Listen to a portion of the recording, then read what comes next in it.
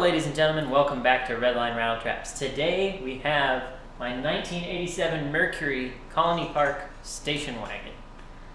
It's a largely original car. It's got original paint, original interior. It's only got about 52,000 miles on it right now, original miles. It's a 302 fuel-injected V8 with a AOD 4-speed automatic transmission, so pretty standard for late 80s. Yeah.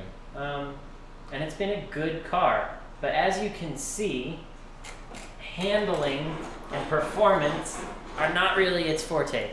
So what we're actually going to do is get this ready to go on a big long road trip, because that's really what it was built for, is just smashing continents. Good grand touring vehicle. Yeah, other than the fuel mileage. Yeah. That's not great. It's okay.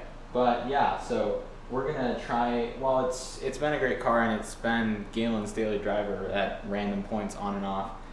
It hasn't really done a massive road trip, so we're gonna go through and just kind of be tying up some loose ends with things that maybe need to be attended to, and we're also going to improve the livability of this thing to allow us to travel this long distance and not kill each other, or just feel any unnecessary malice towards this car. So we're going to be attending to those things before we head out, and that's what we're going to try and work on today. Yeah, so let's get started.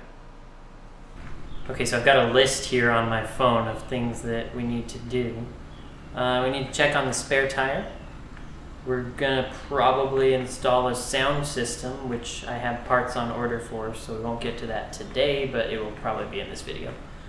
I'm gonna investigate getting a CB radio. I have all the stuff to mount it, I just don't really have a need for it, so probably won't happen.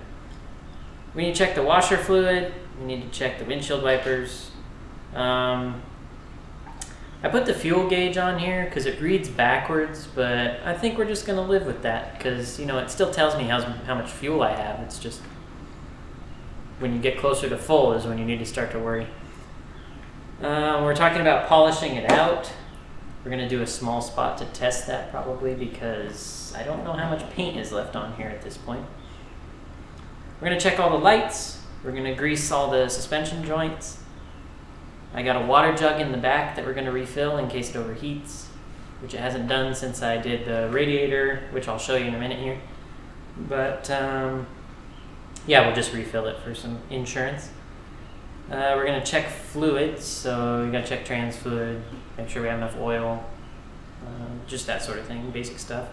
We'll check all our tire pressures, and then the new radiator, which I'm about to show you, actually needs some rubber cushions put in so that it doesn't wear a hole in that, because I just kind of threw it in when I put it in. I didn't really pay attention to longevity, but now we need to pay attention to that. So let's go take a look at that. So this is our spare tire that I just pulled out of the spare tire well in the back. And well, I was curious as to how old it would be because it's in remarkably good shape. I mean, it looks like almost brand new, really. It's a little dirty. I haven't cleaned it up at all since pulling it out. The rim is pristine. The tire doesn't have any cracks in it or anything. It's still got like the little nubbies you get when you get a new tire, they're all still on there. So I started to look at the date code, because all tires have a DOT date code. And I was like, man, I really don't recognize these digits. It's not the standard 4-digit date code that we're used to. So I found this 3-digit number and I started looking it up. If I flip it around here, get it set up right. Right there. 017. This is the old style date code for tires. This is pre-2000. And essentially what this means, 01 would be the number of weeks. So it was built, this tire was made in the first week of seventh year of the decade, whatever decade it came from. Now I happen to know that this car was manufactured in January of 87. So, based on the fact that this was made in the first week of the year and that the car was finished in January of 87, I'm going to have to say this is the original tire that it left the factory with. And considering that this tire is 33 years old, it is remarkably well preserved.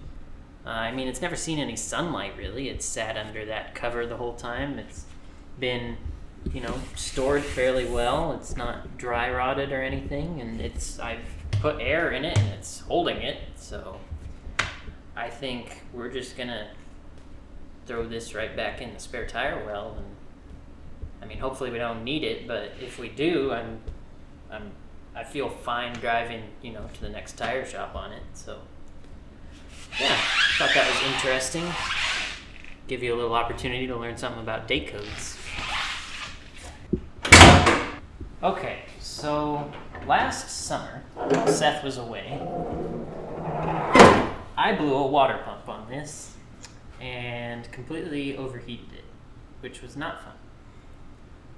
But what it taught me was to replace the entire cooling system at once. Because at first I just replaced the water pump and thought, that's fantastic, we're done here. And then it blew a hose, so I had it towed home, and I replaced that hose. Then I took it out, and it blew another hose. So I had it towed home and replaced a lot of the hoses except one. And drove it around for a few months like that, just fine, and then went out with some friends to get some milkshakes on a very cold night, oddly. And when I got back, it was puking coolant everywhere out of the one hose that I didn't replace. So now, I have not only replaced the entire cooling system, but also the heads, because of my own negligence. Anyways, all that aside, we now have a 2-row aluminum radiator, which is much better than the single-row brass radiator that came in this thing. We have dual electric cooling fans, which are just better for kind of the slow-speed traffic that we get here in California. Definitely been a big upgrade over the mechanical fan. It just couldn't keep up at low speeds, and if you turn the air on in traffic, forget about it, you were done. So now we've got that. We've got less parasitic drag on the motor. That's always good, probably like 2 horsepower there, which is great when you have a 4,400 pound car. As I said, brand new heads. I cleaned up the whole motor while I was in there, so it's all nice and painted and not oily. And while I was in there, found out that my valve covers were pretty much hand tied on from the factory, which is why I leaked oil everywhere. So now that those are tight, I don't have any leaks at all. It's amazing.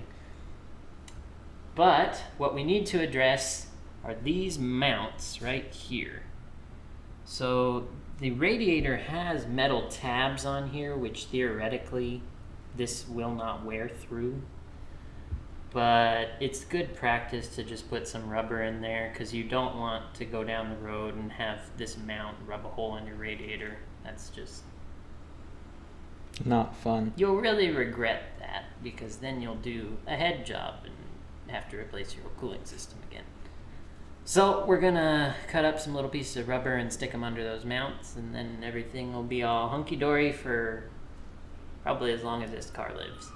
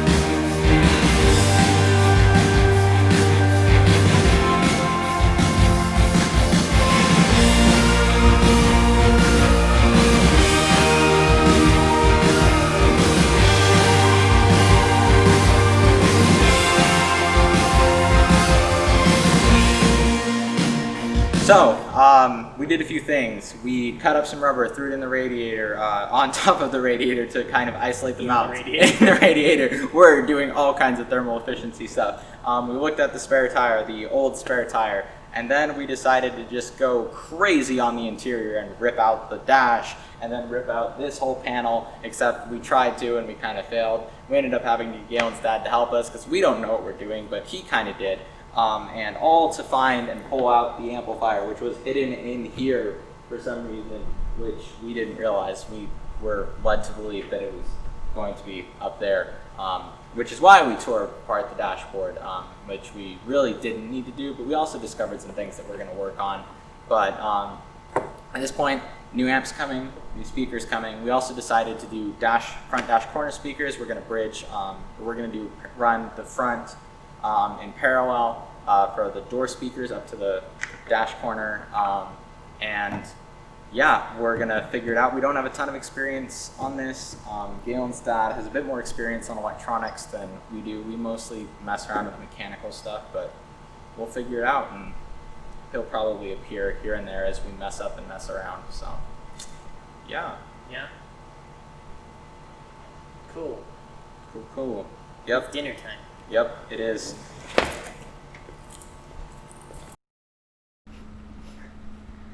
What we're gonna do here is probably spray myself in the eye with the thingy. Just gonna step back here real quick. Yep, it's gonna fuel pump. So if I pull this back. Wow! Okay, so it's just right there. Yeah. Interesting. Well, it works. Oh, my truck's all dirty. Hold on. Pause.